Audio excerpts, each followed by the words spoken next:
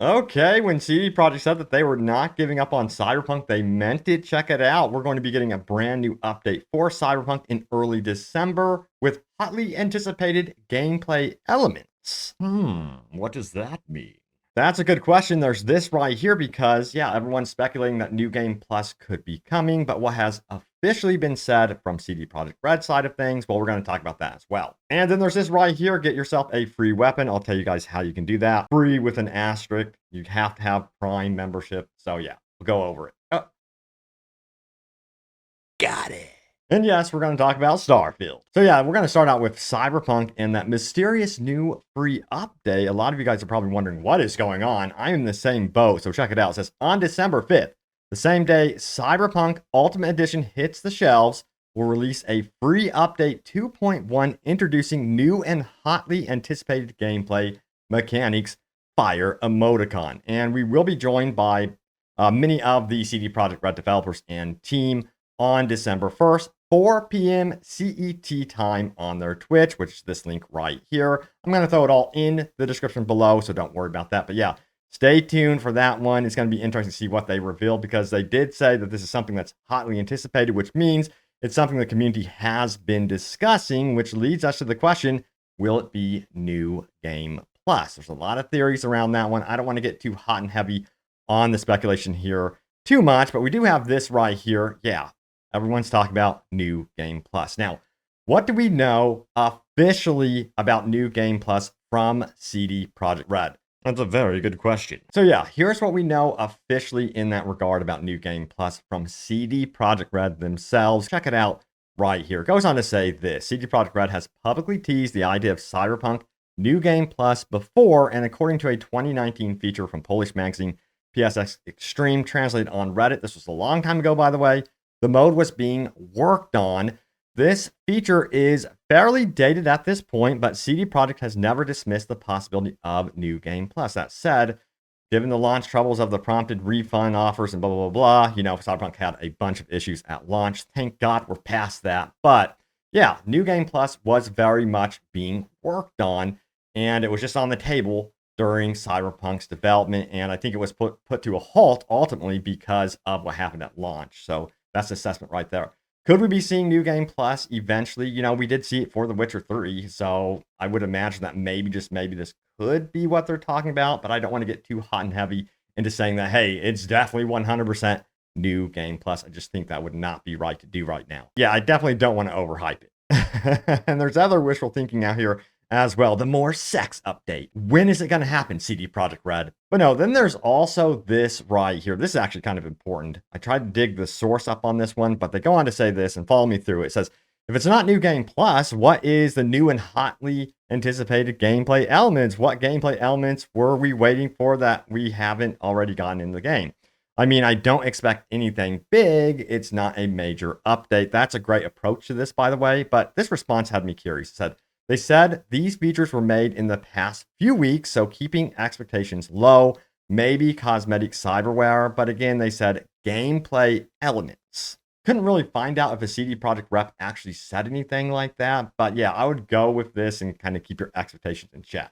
But if it's not New Game Plus this go around, I do think that we might actually get it eventually. Hear me out. Check it out right here. It says, heck, they updated Witcher 3 7 years after release. I imagine if when CD Projekt Red comes up with something they think is cool and they think is worth adding to the game, they'll do it. And yeah, that's my assessment as well, because I've been very, very surprised with what they have been able to do with Cyberpunk 2077, even after such a rough launch. And now they're partnering with FB Games. And I think the future of CD Projekt Red is going to be very, very bright. At least I hope so. But yeah, you're probably wondering how you get your hands on this right here. This is a new Phantom Liberty gun. Well, check it out. It says expand your illegal arsenal and get your hands on the latest iconic Bargas weapon thanks to Prime Gaming. Owners of both an Amazon Prime membership and the Phantom Liberty can now snag the Amstaff Power Shotgun, perfect for ruling the streets of Dogtown. And here is the link right there. It looks like a pretty cool weapon. Now we have to talk about Starfield. Because, yeah, there's been some PR moves with Starfield that have not gone over very well. So check this out right here. This is kind of unfortunate Says Bethesda is responding to negative reviews of Starfield on Steam. And it's definitely not working in the favor of Bethesda whatsoever. I honestly have no idea why they're even doing this in the first place, trying to kind of like convince users that, hey, this feature here is actually good. Despite you saying it's not, it is. And that's exactly what they've been doing. If we go over here to IGN, the article, it goes on to say this: Bethesda has taken the unusual step for a AAA video game maker of responding to negative reviews of Starfield on Steam. I don't know why you would do this at all. Anyway, yeah, it keeps on going. Here's one of the negative reviews. It says boring and overrated. There's a wide universe to explore, filled with mostly empty planets. I understand they have to do that to sell you the idea that this is a whole universe, but that doesn't make the game more fun. You can land on any planet and explore the copy-pasted locations. You'll see the exact same locations from one end of the universe to another and everywhere in between. Anyway, it's basically saying that they bit off more than they can chew, and that's how I feel about it as well. Again, like I say, you don't have to make the biggest, most ginormous open world game ever. Just make something more intimate, detailed, and yeah, there you go. Now, furthermore, it goes on to say this right here. Now, the review sparked a response from someone called Bethesda Kraken Developer. They're actually signed a developer by Steam, so this is verified. It says who signed off on their post as coming from a Bethesda customer support. So it's customer support, actually. So it says, greetings. Thank you for taking the time to leave a review for Starfield. We are sorry that you do not like landing on different planets and are finding many of them empty. Some of Starfield's planets are meant to be empty by design, but that's not boring. When the astronauts went to the moon, there was nothing there. They certainly weren't bored. Now, the intention of Starfield's exploration is to evoke a feeling of smallness in players and make you feel overwhelmed.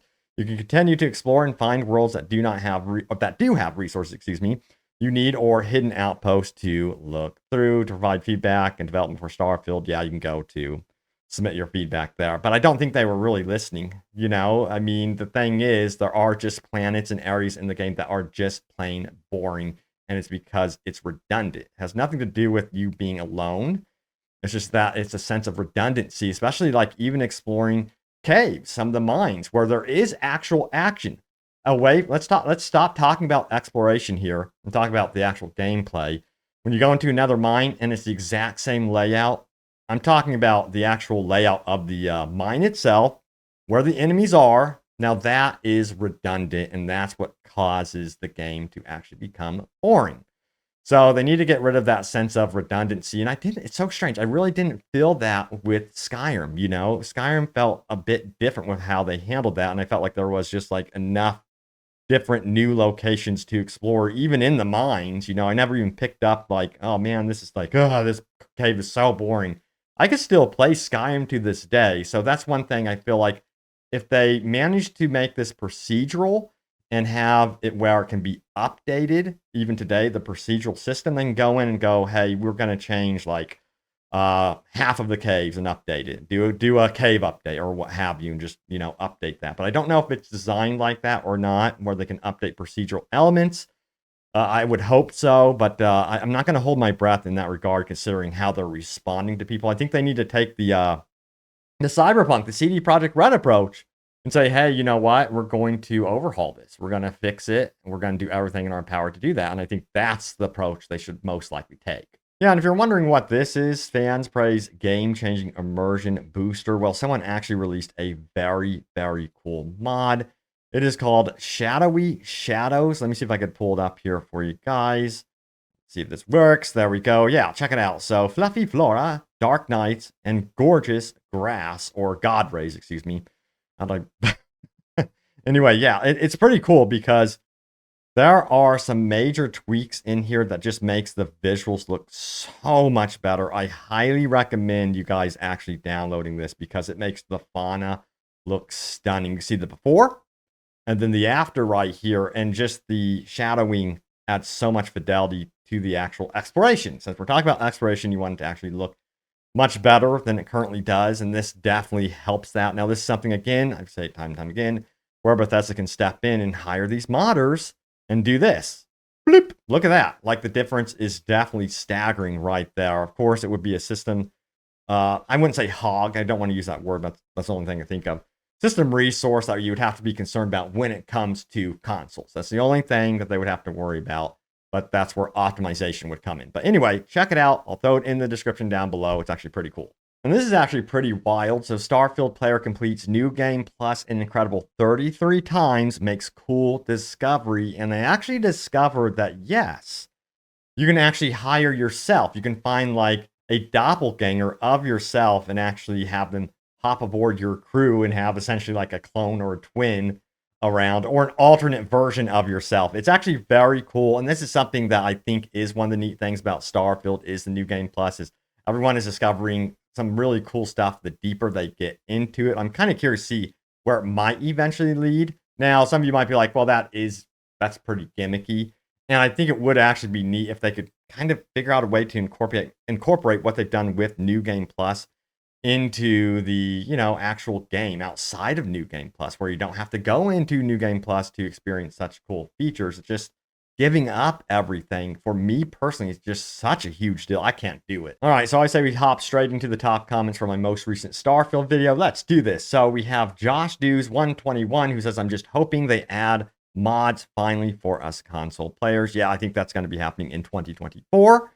So yeah, I really do. And next up, we also have this one right here. Shaggy, who says this: remove Digipicks from MISC and treat them like credits when acquired. Add a tag lock feature along with a sell all junk option. Love this idea. And I also think they need to have like little upgrades when we're talking about Digipicks and the Digilocks, is to be able to get in there and have an option to kind of like bypass it entirely. Sometimes I just feel like, oh man, I have to do this again, especially when you get onto the expert master locks. There should be a way to simplify it, or, where you can bypass it completely. That's just my opinion. Once you get down the upgrade system, Hogwarts Legacy had the same issue. People felt like once you get the master, spell, you should just be able to just boop, unlock it, I think it would be a cool option to have. Now, we also have this right here. Power armor in Starfield would be awesome, and more ship parts and more cockpits with stairs, or a 2x1x2 hab module with stairs would be cool. You guys don't like ladders? What's your problem? No, I'm just kidding. I hear you. Yes, that would be very cool. Now it says, one of my main gripes with the game is that something fell. There's a ghost in here. But anyway, back to this. As one of my main gripes with the game is that it's not as responsive as it should be. Sometimes I have to press a button twice just to do an action. Yeah, I've noticed that as well. That's something that they need to improve upon for sure. But anyway, there it is. Love all the comments, everyone. Thank you all so much for watching. I'll try to highlight more in an upcoming video as well. But thank you once again for love and support. Man, I'm kind of like surprised that CD Projekt Red continues to update Cyberpunk. And hopefully, I really do think Starfield needs to be like, hey, we're going to take inspiration from CD Projekt Red. Why not? I mean, they have the backing of Microsoft. Go all in on this thing. If it's on Game Pass, it's going to be one of your, I would hope, leading Game Pass titles. Support it. Show what you want to do for anyone that is, subscribe to Game Pass. It only makes sense to me on so many levels, on a business level, financial level, and also supporting the fans as well. So yeah, it's like a win-win-win type situation. But anyway, thank you all so much for watching. Stay tuned here for more news and updates, overall gaming goodness, and I will see you all next time. Take care.